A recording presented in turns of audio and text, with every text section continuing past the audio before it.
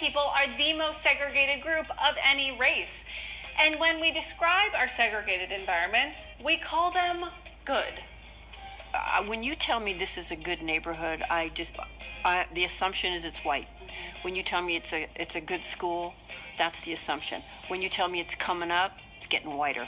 You tell me it's going down, getting less white. You tell me it's sketchy, not white. White people measure the value of our schools and our neighborhoods by the absence of people of color. All of this adds up to the dynamic that Dr. D'Angelo calls white fragility. But basically, it's the idea that white people are totally unable to sustain even the most minimal level of racial discomfort. We make it so miserable for people of color to talk to us about our inevitable and often unaware racist patterns that most of the time, trust me, they don't. It's not worth it. They risk more punishment. They risk our hurt feelings, our defensiveness. If we're white women, they risk us bursting into tears. And then they become the aggressor and we become the victim. And so it's a really effective form of everyday white racial control. Our culture is really, really good at reproducing racial inequality. It's what we've always done. And so in order for the system to maintain itself, all we have to do as white people is just be nice. Just be really nice.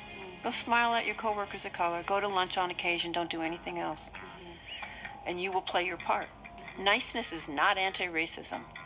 It takes strategic, intentional action. So how do white people help end racism? Well, first of all, we have to admit that we are racist. That's the biggest and the best thing that we can do, because after that, it's all downhill. Because you can stop defending, deflecting, denying, being defensiveness, being guilty. I often ask people of color when I'm in front of a group, what would it be like if you could just tell us when we stepped in it and had us receive that feedback with grace, reflect, and seek to change the behavior? What would that be like?